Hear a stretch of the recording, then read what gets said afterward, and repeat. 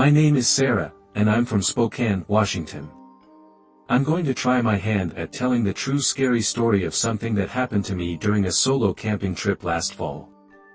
I know that might sound stupid of me, a young woman heading out to camp on her lonesome in an area that's produced 30 confessed serial killers, but I carry a gun, so there's that. I know it's not complete protection, but it makes me feel so much safer knowing that I have that option for self-defense. And so it was last October when I decided to head up to Snow Lake. I wanted to de-stress and unwind with some peace, quiet, and nice views, but I also didn't want the trails to be too tough. Snow Lake seemed perfect. It's also one of the more popular trails in the Snoqualmie Pass area. To me, it always seemed like a good thing if there were other campers or hikers around because you never know when you're going to need someone's help.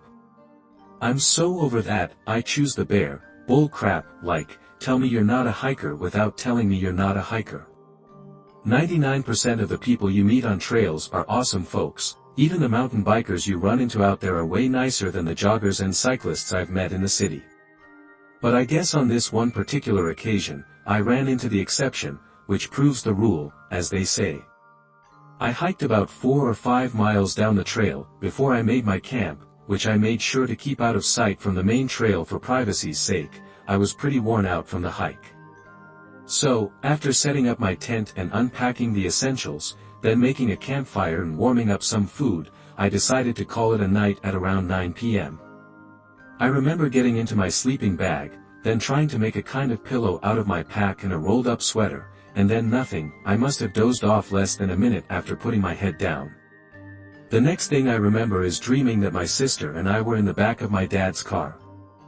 I don't know where we were going, but my sister kept teasing me about a crush that I had, and I kept asking my dad to tell her to stop, and he wasn't saying anything. And after that, I have this vivid memory of hearing the sound of a zipper being pulled in the car. It was super loud, and I looked around, but I couldn't see where it was coming from. Then I suddenly had this super clear split-second thought of, oh my god, I need to wake up. I'm in a dream, and there's a zipper of my tent that I'm hearing.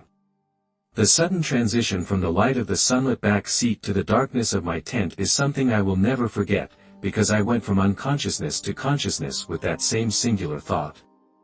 Get your gun and get it quick. I put hours in on the range with this thing, and it's only a 9mm M&P shield. But it's small, easy to conceal, and very easy to use. The only trouble was, I'd never been in a situation where I thought that I would need to use it. My shooting instructor was right, the adrenaline dump is so real. Even with all the hours I'd put in, it was a struggle to operate it and bring it to bear. And all the while, the zipper of my tent was slowly coming down. You could hear that zip noise, just about drowning out the sound of me arming my M&P. At least, I'm assuming whoever it was didn't hear it because the unzipping didn't stop until I spoke up. I probably sounded scared out of my mind as I still tried to sound as fierce as possible, saying something along the lines of, "Get away from my tent if you don't want to die right here."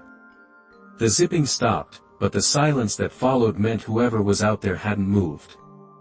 I then told them that I had a gun pointed at that entrance, and if I didn't hear the sound of them getting up and walking away in the next 5 seconds, I was going to start shooting. Then there was movement. I heard someone stand, then heard them take a few steps back before their pace picked up, and I figured they'd started running. I mean, I'd run if someone in the woods just threatened to shoot me, but they didn't. Instead, I heard them walking away, their footfalls getting lighter and lighter as they got further away, and then silence. I couldn't tell if the silence was because their footsteps just faded out or because they stopped walking and were now just hanging back from a distance, waiting to see what I'd do next. The thought paralyzed me, and I lay there, gun pointed at the zipper for what must have been minutes before I finally found the will to move again. Since I was only 5 miles into the trail, I still had some spotty cell signal, presumably from a tower back near the highway, so I was able to call 911 from my tent. The dispatch guy said that he could notify the King County Sheriff's Office, but that he could get a couple of forest rangers out to me on ATVs within 20 minutes. He thought, he said, not to be alarmed if I heard their engines roaring in the darkness and to hear it as more like a cavalry coming, and it really did sound like that when the rangers did finally show up. But that was a long 20 minutes or so that I had to wait there in the darkness, listening out for any signs of footsteps coming closer again. When the rangers showed up, I told them what happened, and they took a look around to make sure that there was nobody lurking nearby. They couldn't see anyone, but they did find the person's trail leading off into the trees. So if they were hiding out and waiting for me to let my guard down, they weren't doing it nearby. But that didn't make me feel any better or safer. So I took the rangers up on their offer to give me a ride back towards where my car was parked, so I could drive home. It was the first time anything like that has happened to me, and for the record, nothing like that has ever happened since. But I was still really shaken up at the time, and not even for the reasons you might expect. I don't know if you've ever been close to shooting someone before, and I'm sure you don't need anyone to tell you this, but it was not a pleasant experience. I'd love to be that girl who can sound all badass, telling everyone how cold she was getting ready to smoke some pervert trying to sneak into her tent at night. But I wasn't ready, and for all the preparation I'd done, I don't think I'd ever have been ready to take someone's life, no matter what they were doing. My instructor mentioned that too, how the fear sometimes leads to reasoning.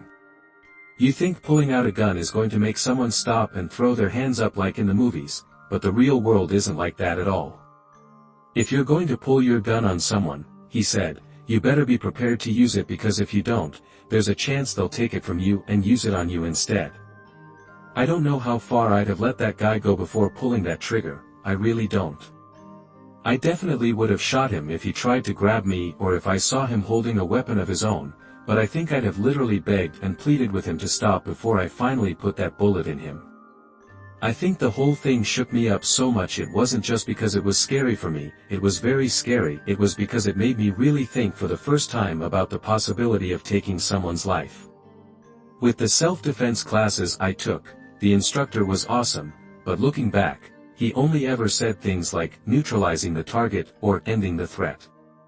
And I know that was to try and shield me mentally from the realities of what I was doing.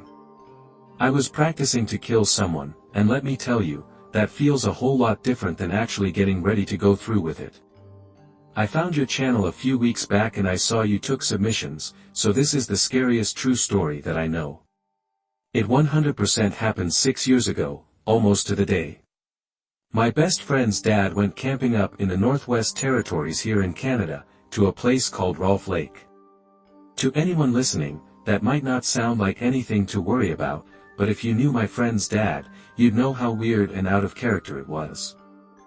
He left for the territories in September and said that he'd be back within just a few weeks. He hadn't been camping since he was a kid, but the weird thing was, he hated outdoor activities. He was a real indoor cat, liked his doodads and gadgets and stuff, and then all of a sudden, he took this bizarre interest in camping. He bought himself a bunch of equipment, and then boom, one day he announced that he was leaving. The other weird thing is that he took the family's 2 dogs with him. This is especially weird because he hated those dogs. The only reason the family had them in the first place was because his wife and kids pestered him daily for years. He refused to walk them, pick up after them. It was a case of, those aren't my dogs, so that's not my job.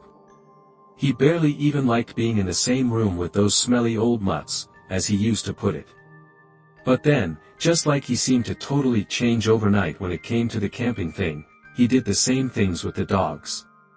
He suddenly decided that he didn't spend enough time with them and that they deserved to go on an adventure instead of just lying around the house all day waiting to be fed or walked.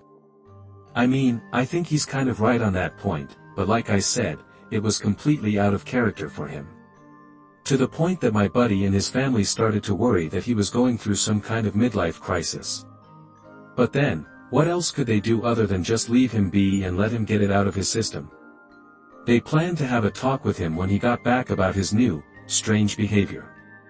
However, he didn't come back when he said he would. In fact, he never came back at all. After he didn't come back on the date he said he would, my friend's family reported him missing. The cops said a search and rescue team would take a look around Rolfe Lake for any signs of him. But weeks turned into months, and there was no trace of my buddy's dad anywhere. No one wanted to believe that he was dead, especially not my friend or his family. But by the end of March, he'd been missing for more than 5 months, and people were starting to give up hope. The weather was a big factor, as no one believed he could survive the winter up there in the territories, especially since he had no experience camping. But then, in early April, a pilot was flying over the area for some reason when they spotted a guy with what looked like 2 dogs walking near Rolfe Lake. The pilot reported the sighting to someone. I don't think he was an official search and rescue dude, but he must have known about my friend's dad being missing out there, because I heard he reported it ASAP. The RCMP, along with an actual search and rescue team, was then sent to look over the area. After less than a day of searching, they found his campsite. They found wooden tent poles on the ground, some boating wax, a tent, and dog supplies, but the man himself had apparently moved on. The boating wax thing was another weird aspect because it suggested my friend's dad had sort of a canoe or something with him. My friend's dad had never once gone canoeing, had zero interest in it, to anyone's knowledge, and no one seemed aware of him buying a canoe before he left for the territories. After a second round of searching, the cops told my friend's family that they figured his dad was somewhere in Yellowknife, the largest town up there in the territories. They'd search all around Rolfe Lake and found no other traces of my friend's father, and so they moved their search to areas like Yellowknife, but then later to a place called Prince George. Because apparently, he had an old college friend who lived out that way, and it was possible that he'd stop by for a visit. But there's no evidence whatsoever that he did that, and unless the friend in Yellowknife is covering for him for some reason, he's telling the truth when he says that my friend's dad never came by to visit him. But in that case, where did he go, and where is he now? It's kind of brutal to say it out loud, or even write it down openly in this case, but pretty much everyone assumes my friend's dad is most probably no longer with us. He went from being resentful of having to take the dogs on walks to having a sudden interest in camping and canoeing. And unless he'd secretly been mastering survival techniques, which I guess isn't out of the question, then he was probably weighed over his head and didn't realize it until it was too late. One of the things the Mounties told my friend's family was that even in the summertime, the rivers and lakes in that area stay icy cold all year round. So even in April, with the seasons changing and the snow melting, it might look like a nice day for a trip downstream. But falling into that water without anyone to drag you out in time, and you might never get out again. They also said that there's a chance wild animals got to his remains, in which case there won't be much left of him to find, except his clothes and equipment. But to me, that's just the thing, it all makes much more sense if my friend's dad doesn't want to be found. But no one believes that he's still living out there like some kind of 21st century mountain man. He was a house cat all his life, like I said, and I get that he might have had some radical change of heart. But it all just seems so unlike him, you know. And I sometimes think that he got into some kind of accident, like the whole freezing cold water thing, or that maybe a bear had gotten to him or something. Yeah, the stuff about him being impossible to find because animals ate him, all that makes sense, too. But I don't care how hungry a grizzly bear gets, they don't eat whole canoes. A big, colorful canoe seems like it would be way easier to find. I get that they have a big area to cover in terms of search and rest, but they've been looking for him for, I think, 5 years now, not counting 2020, because of everything getting scaled back due to you know what. I just don't get how, in all this time, not a single trace of my friend's dad has ever been found. As far as other search and rescue efforts have gone, the authorities usually find some kind of evidence within that 3 to 5 day timeline. SNR workers find bones, bits of old clothing, equipment, and they find all kinds of things that prove someone didn't just disappear without a trace. But they've never found anything belonging to my friend's dad after they found his old campsite. I've heard people say that if fresh snow covered his canoe, it might be a long time before any trace of him is found. But the more time that passes, the more it seems like my friend's dad has just disappeared into thin air. And if I find the whole thing haunting as I do, then I can't even imagine how my friend and family must be feeling. They put on a brave face, but I know they're still in pain, and they'll do just about anything to get some final and definitive answers. We're going back almost 20 years for this one, talk about a trip down memory lane. But back around Halloween of 2005, I went camping with an old, obviously now ex-boyfriend of mine and 3 of his friends. I was kind of apprehensive about going at first because I was going to be the only girl among a group of 4 guys. While I had met my ex's friends before, I just felt like it'd be awkward if it was just me and 4 dudes who were brewing it out for 3 nights. I also, and this might sound odd, but whatever, did not completely trust my boyfriend and his buddies to pick a nice spot to camp or to want to do much of anything other than sit around a fire, grilling meat and drinking beer. Well, I was majorly wrong on both counts. Although there was plenty of grilling and sitting around a fire, the spot they chose was incredible, and they were nothing but perfect gentlemen for the most part. Anyways, it turns out that 2 of my boyfriend's buddies were super into hiking and camping, so they weren't just about to pitch a tent anywhere and call it a camp. But when we arrived, I discovered they'd picked a truly beautiful site, and I'm not remotely exaggerating on account of being humbled so hard. There was a waterfall just down one of the trails, so we had clean drinking and washing water whenever we wanted. Speaking of trails, they pitched their tent close to where a bunch converged, so we could go easy, medium, or hard depending on how hungover we all were in the morning. It was the best of both worlds. Those guys were fun, they were polite, and most importantly, they gave me my privacy when I needed it and didn't make any dumb, awkward jokes about what me and my boyfriend would get up to in our sleeping bags, which was nothing because outdoors, and that's kind of gross. Anyways, because it was late October, there were basically no other hikers around, which was fine with me. I got to use that waterfall to wash after we went hiking. The next day, we had the trails to ourselves. No one drank too heavily the night before, so we were all relatively fresh and ready to put some miles in. Then, when we were done, we did some of the aforementioned grilling, drank a few more wine coolers and beers, and then all retired to our tents to get some sleep. As we were climbing into our sleeping bags, I remember telling my ex-boyfriend something like, "Thank you for inviting me, this was unexpectedly awesome," and he kind of just laughed because he'd been telling me the whole time not to worry. So, for him, it was totally vindicating to have me say that, but I meant it truly.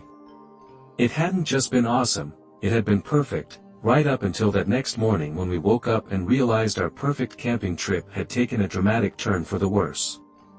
So, there's a few things that I need to explain, so what comes next will make more sense. Just after we caught it a night, but before getting into our tents, my boyfriend asked me to put the cooler and stereo in his truck while he doused the fire and collected up all our trash. I did as he asked, then put his truck keys in the front pocket of his backpack, which was situated on the side of the tent furthest away from the door, or flap, or whatever it's called. On top of that, our sleeping arrangement was such that my ex-boyfriend slept closest to the door, and he had his firearm with him, just in case anything crazy happened. We heard nothing that woke us up that night. We woke up the next morning feeling fine and made sure everyone else was fine and awake too before we unzipped the door of our tent and looked outside. Before we went to bed, the campsite had been perfectly orderly, I guess. And when we looked outside that morning, not even 8 hours later, it was complete chaos. The campfire my boyfriend and his buddies made had been completely destroyed, and some of the rocks we'd used to put around the edge to stop it from spreading looked like they'd been tossed around the campsite. All of my boyfriend's truck doors were open, the stereo had been smashed to pieces against a tree, by the looks of things, and the cooler had been opened, emptied, and tossed, so that there was just raw meat lying all over the place. We all just sat there, poking our heads out of the tent in silence, in complete and total disbelief at what we were all seeing. For me, the peace and quiet we enjoyed before wasn't so peaceful or quiet anymore. Everything just felt completely off. As we all got dressed and got out of our tents, we tried to figure out what had happened, or more importantly, how our campsite got wrecked without anyone hearing the destruction and waking up.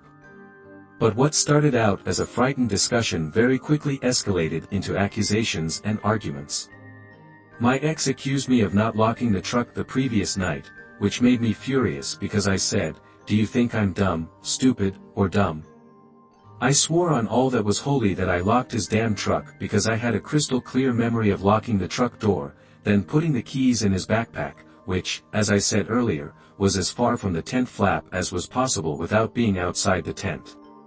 He then marched over to the tent, grabbed his bag, but there were no keys in the front pouch, and things escalated from there. My ex said, "Are you that stupid, huh?" and then started demanding an apology.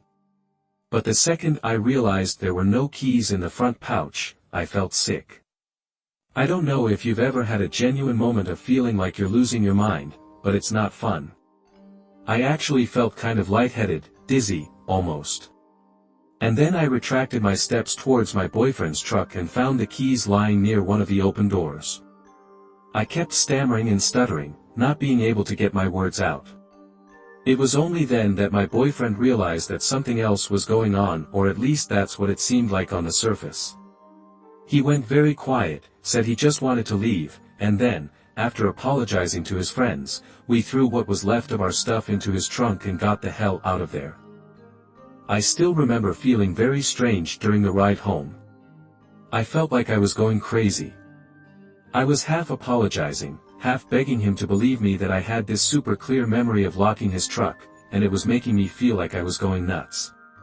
He stayed quiet for a long time until I started to cry, at which point he started saying stuff like, "I know, I'm sorry, I believe you," but that didn't really do much to calm me down because it still didn't answer the question of what the hell happened to us the previous night. So, I kept asking my boyfriend what he thought happened because he had way more camping experience than I did, and if anyone would know, it was him or his buddies. He just kept saying that he didn't know over and over until things got quite heated, and we had to pull into the parking lot of some diner just to take a break from driving and actually talk things out. I don't care if some of you choose not to believe me over this, because what I'm about to tell you is the God-honest truth. This isn't word for word from my boyfriend said, but he did say something to the effect. So, if you're going to choose not to believe anyone, it's him you should be mad at, and not me. Besides, I have my own theories of what happened, but we'll get to that afterwards. And so, we stopped in a diner parking lot. I think it was like an original Pancake House, but I can't be certain. My boyfriend starts trying to find the words to tell me something. I'm asking him to talk to me, but it's like he can't get words out. Then he starts telling me how I'll think he's crazy if he tells me what he's thinking. I told him it couldn't be crazier than the feeling I felt back at the campsite when I realized the keys were missing. After gathering his thoughts, he started to speak. He told me that the previous night he'd had a bad dream, not like a full-on nightmare, but enough to wake him up with a startle before he went back to sleep. He said at the time that he woke up, he didn't hear any movement or commotion outside the tent, which is how he went back to sleep in the first place. It just seemed like a dumb dream, possibly induced by drinking too much alcohol and then exhausting himself with hiking. He kept talking, explaining how he hadn't really thought about what happened in the dream until I freaked out about the keys being out of his bag. I told him to just spit it out and tell me what his point was. Then he started to tell me what happened in his dream. He said that he dreamed he woke up in our tent with me asleep next to him, but then he noticed someone crouching over him, 1 foot on either side of his sleeping bag. He said he was terrified at first, but when he saw that the guy's face looked all wrong, like it was made of ski mask material, it wasn't just wearing one, he realized, oh, this is a dream. I better wake up. As I've already mentioned, he did wake up, but he just kind of chuckled to himself that he was still having bad dreams as a 20-some adult and went back to sleep. I think it was probably a little too harsh of him in the moment because I said something like, "What the hell does that have to do with anything?" when I'd just been encouraging him so hard to share that story. I thought he was going to say something about hearing movement outside our tents, not start talking about a dream like it was somehow connected to what had happened. He wouldn't talk anymore after that. Instead, he went into the diner, got us some coffees, and then swapped apologies before we got back on the road again. Neither of us had been in our right minds. We were both frightened and confused, so nothing that happened on the way to the diner seemed particularly productive.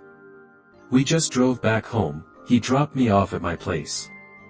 I took a shower and then took a nap once the adrenaline had worn off, but all under the assumption that we were going to talk about what had happened.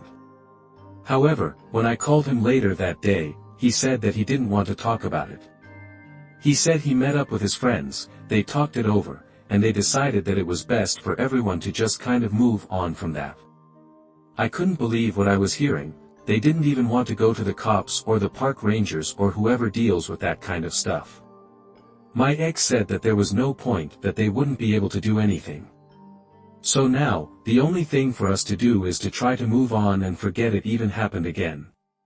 I could not believe my ears. My ex was incredibly possessive over his truck and was always up to date with his insurance payments. But then, in order to file a claim, he had to file a police report. I thought that that would be the tipping point, the thing that made him think, okay, maybe I should stop being an idiot and let the cops know. Someone could have potentially murdered us while we slept. He loved that truck, and it was everything to him, so I really thought that the whole insurance claim thing would make him change his mind. But it didn't. I have my own theories on why this is, and they all revolve around one recurring theme. I think it was my ex-boyfriend that trashed our campsite. I don't know if you could describe it as a blackout or whatever, but I think he did way more in the middle of the night than just wake up from a bad dream. I think he knows it too, but I think at the moment the idea of acknowledging that he had a vague memory of smashing his own stereo was just impossible. I think it scared him really bad, and that's why he didn't want to revisit that night in any way, be it talking about it or even thinking about it. He also didn't want his friends talking about it, and he especially didn't want me talking to them about it because I think he knew we'd figure it out sooner or later. I don't think he really cared about his smashed stereo, but he gave more than just two craps about what his friends thought of him. The last thing he wanted in the world was for them to think that he was going crazy or that he was dangerous in a way that was beyond his control. Now, we broke up less than a year later, and I'd be lying if I said the whole camping incident wasn't a small contributing factor. One of the last things I told him was that if there ever comes a day when he feels like getting help, then I'll be there for him to support him through it. I don't think he's ever tried, and what happened that night is just something he's learned to live with. I don't know all this for certain, I mean, it's all just a theory, a game theory on my part. But the thing that makes me think that I'm not all that far off the mark is that, to my knowledge, he never ever went camping again. My girlfriend has a story from back when she was in her 20s. But since she's not a listener and doesn't want to write it up, I have actually asked permission from her to tell it. She grew up in Buffalo, New York, and she went to college at NYU. After discovering that she had a few free days in October, she drove back to Buffalo to go glamping with some friends. She and 4 of her friends, who were all either 19 or 20, drove out to a campsite complete with cabins, campfire rings, and picnic tables. Then, as they were unpacking their stuff, my girlfriend and her friends saw that they had some neighbors who just so happened to be 4 guys of similar ages. They got talking, and one of the guys asked if they wanted to share a few beers come sundown. Once both groups had lined their stomachs, my girlfriend and her friends said sure. When the time came, they met up around the girls' picnic table to get the party started.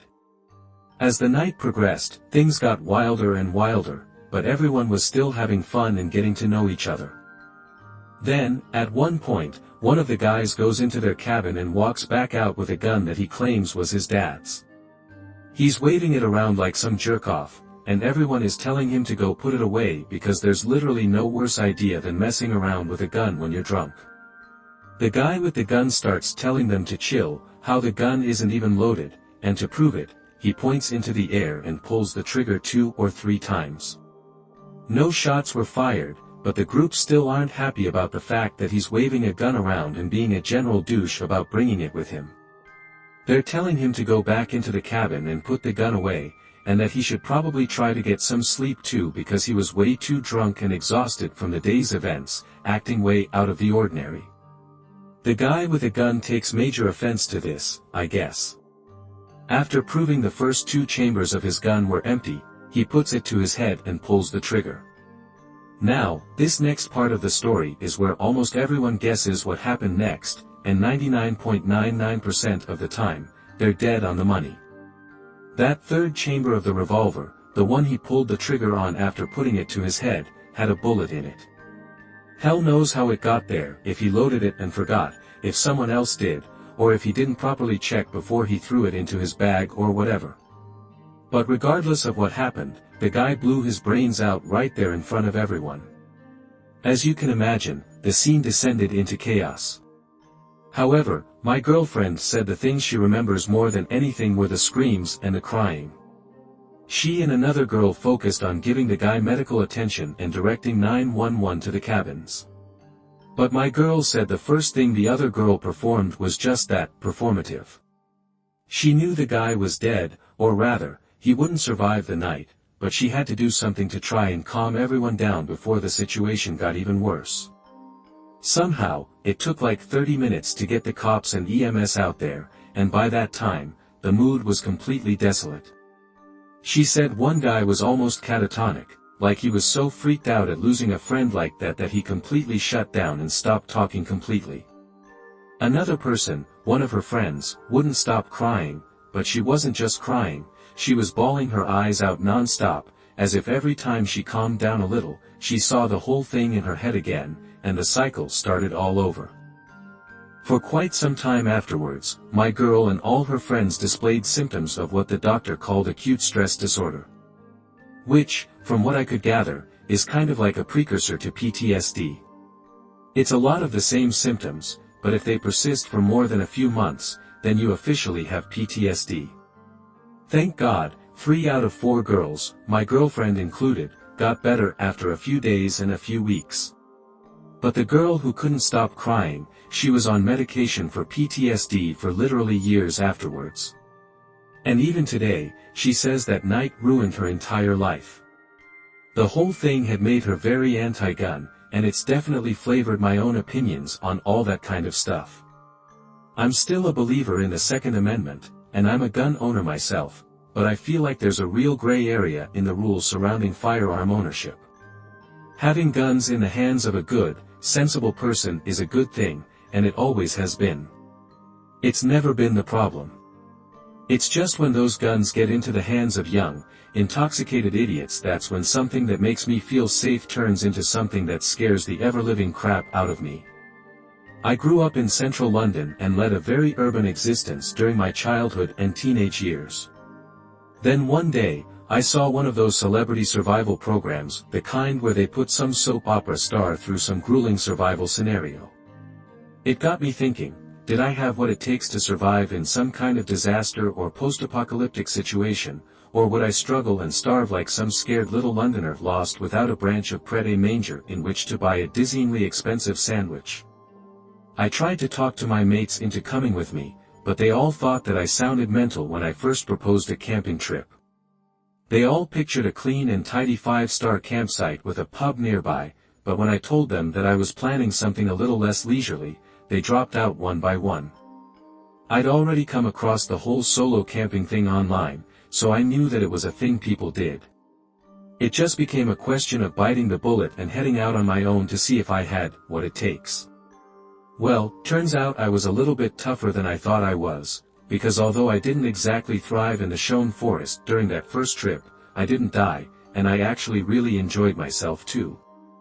I'm not going to give you all the clichés about feeling one with nature or how beautiful but brutal it is to live like our primordial ancestors. Now, don't get me wrong, they definitely apply, but for me, it was how it made all my first world problems seem like just that. Stuck waiting at a busy bar for 2 pints and a packet of crisps. At least you're warm, and you're dry, and you're indoors. Pizza delivery driver taking the mick to show up. At least he's on his way with hot, appetizing food that's not just come out of a can. I felt like it was great for my mental health, having everything put into perspective like that, and it was also pretty cool that I got to practice some legitimate survival skills. When I got back, my mates assumed that I'd be like never again. Boys, that was horrible, but to their surprise, I told them that I couldn't wait to get back out there. I went on about 3 or 4 more solo trips over the course of about 2 years, going to different forests each time. Then finally, I decided to plan a trip to Scotland, or more specifically, to a place called Galloway Forest Park. It's only a few hours drive over the border and it's a very accessible forest, but it's unique in that it features some of the most remote wildlands in the entire British Isles. Picture a giant ring road, 15 to 20 miles apart in places, and in the center is nothing but wilderness, which means once you're in the middle, it's about 2 days' walk across extremely rough terrain to find the nearest functional road, let alone any real civilization. When I first read about it, it seemed like the ideal place to really put myself to the test. So the first chance I got, I booked a few days off work and took out a small loan to be able to afford the train up there. I'm joking, but we're not far off it seems. And then off I went to Galloway on a damp September morning. I drove all the way up to a small town named Newton Stewart and then spent the night at a small backpackers hostel called Glen Mollock Lodge, where I paid a few extra quid for them to watch my car for a few days until I got back from my wild camp.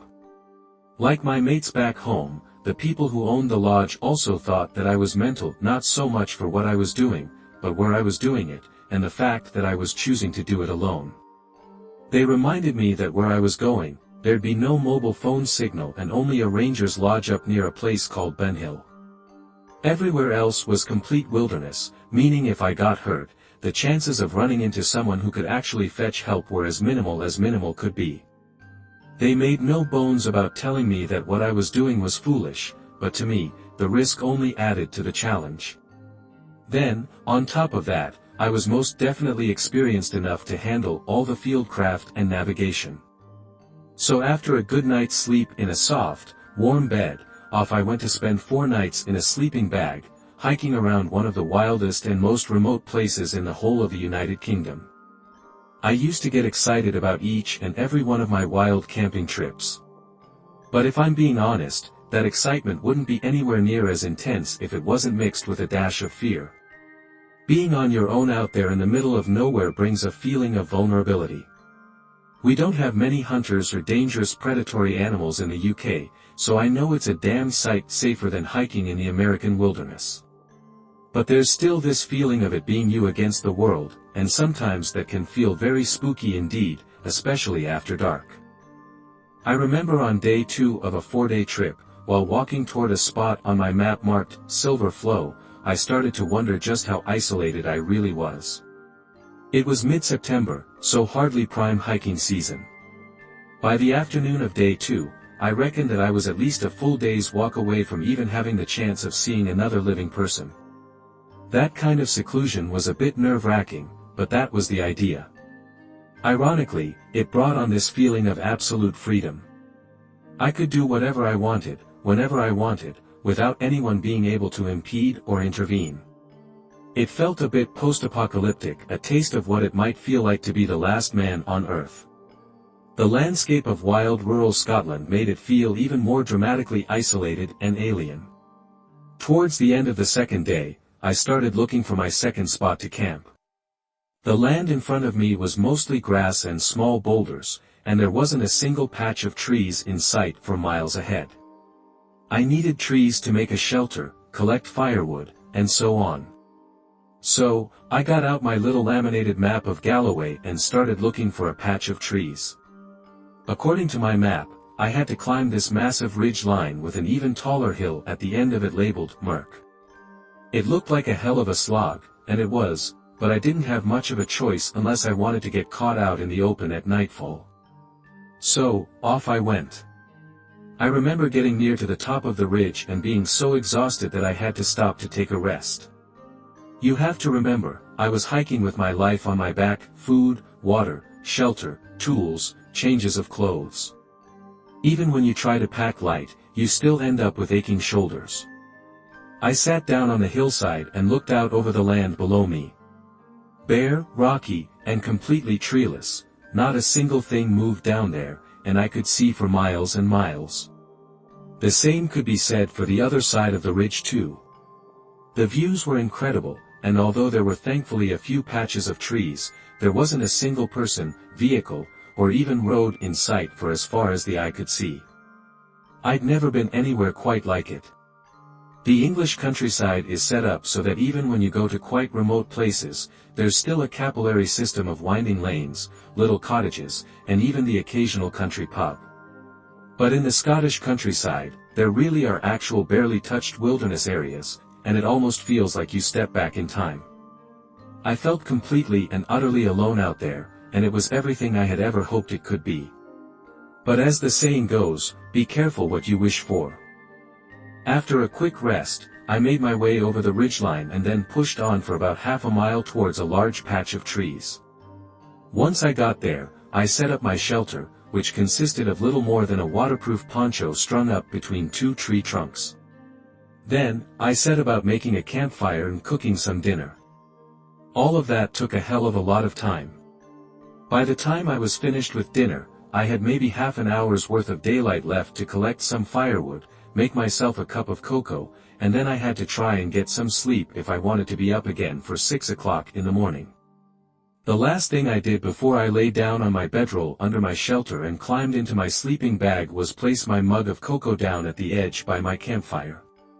It was still lit, the fire, I mean, and it was kind of an experiment to see if the remains of the fire would keep the last of my cocoa warm. There was only about a fifth of the cup left, and it would be no loss if it had gone cold by the morning, so I placed the cup carefully down next to the stones that I'd used to ring the fire. Trying to get some rest, that second night's sleep is always much better than the first. You don't sleep well on the first night of any wild camping trip because there's still that shock of capture feeling, where you're not quite comfortable living outdoors yet. It's not even an experience thing, at least it wasn't with me.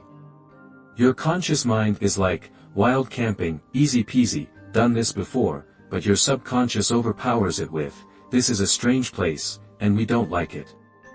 So no matter how tired you are and no matter how much hiking you've done, across hills and marshes and God knows what else, you still can't quite achieve that deep REM sleep that results in you waking up feeling refreshed. But then, that second night, you start feeling just that little bit more comfortable sleeping outdoors.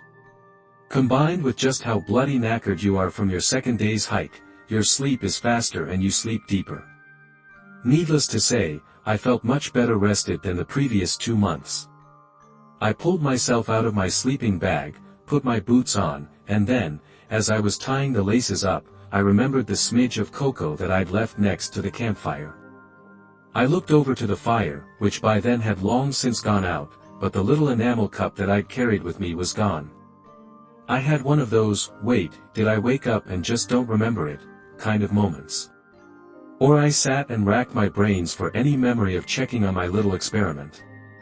I was in such a groggy state from having just woken up that when I saw my mug sitting on a nearby log, just perfectly balanced on the top of it, I honestly thought to myself, I don't remember leaving it there. And then it hit me I hadn't moved it from near that fire, someone else had, in the moments following that realization. It was like the whole world changed in a split second. In one world, I was at peace, feeling well rested and excited to get on with my day. But in another, I was not alone, not at peace, and not excited about how I was going to spend the rest of my day. Above all, I felt that I was in danger. I went from casually tying my laces to frantically knotting and tucking them. Then, I grabbed my knife, stood up, and began looking around to see if anyone was there.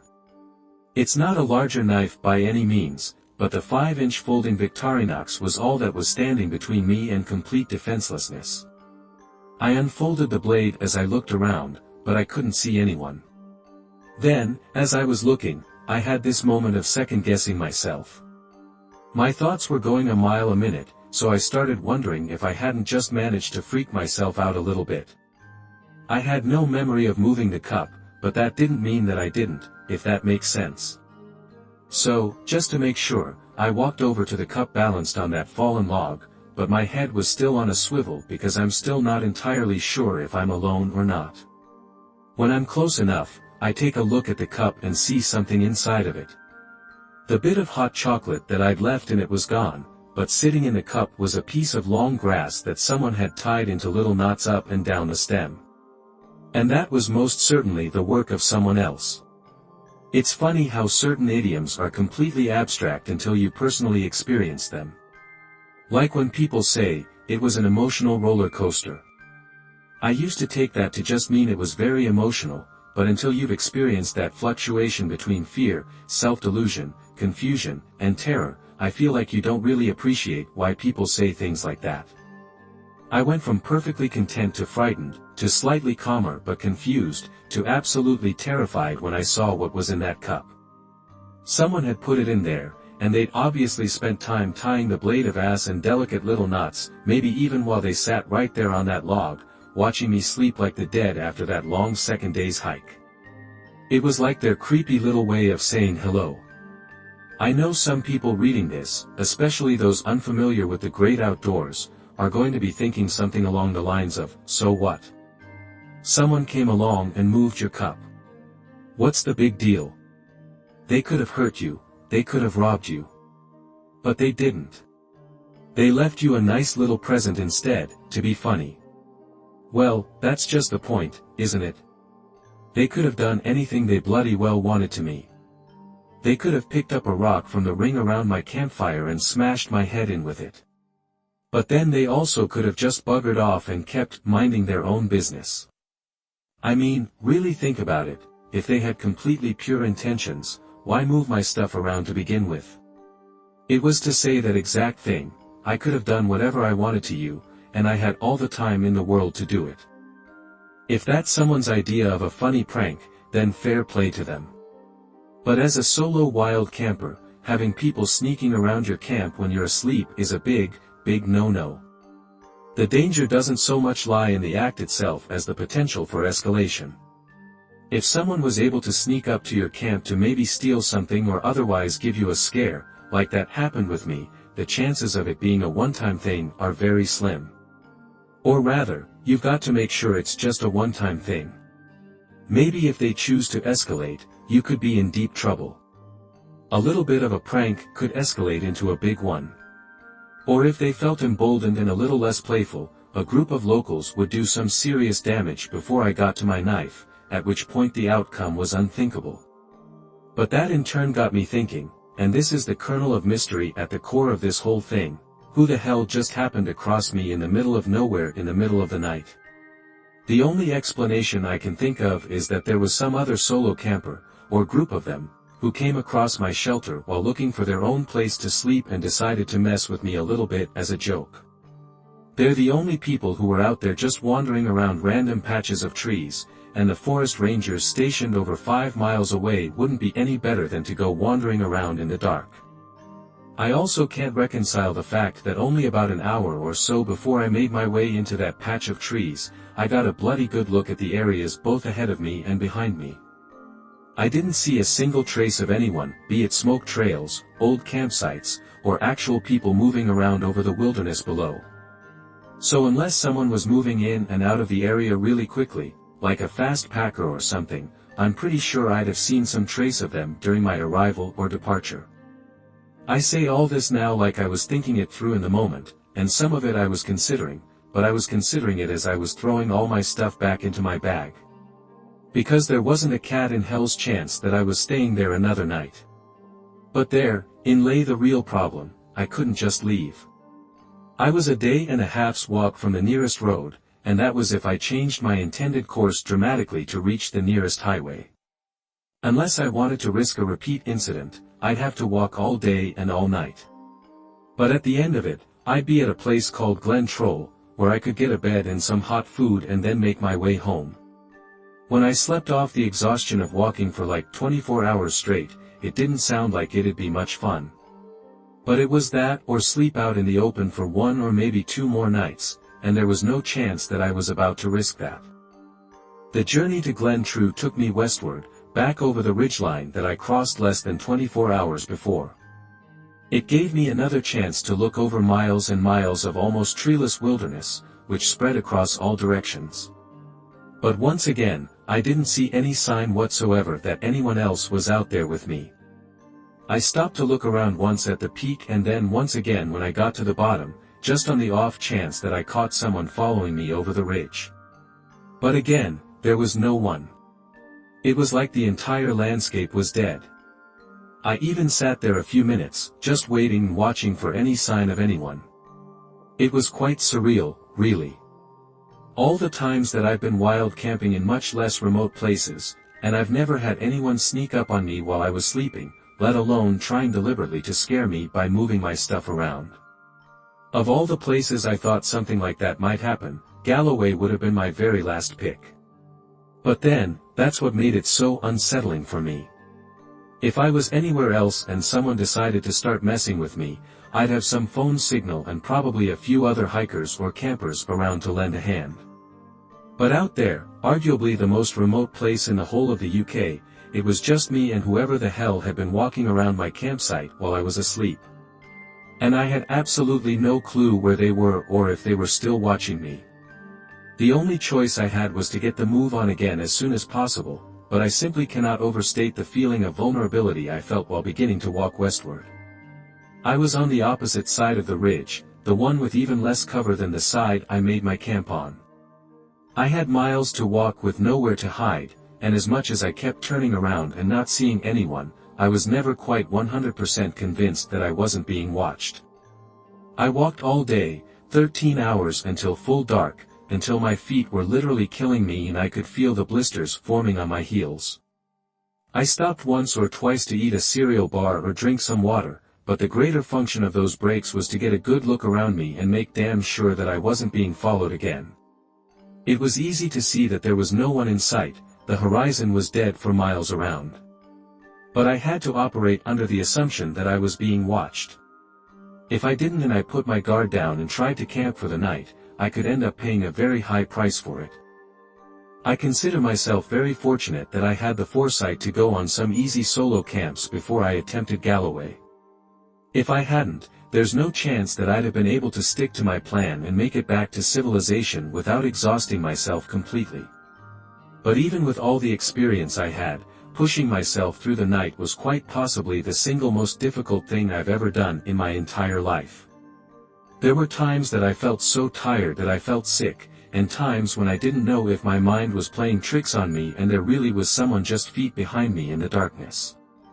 All I had to go on was my compass for direction, and I had to walk at least half my normal speed to ensure that I didn't go over a cliff and roll an ankle because then I really would have been in trouble.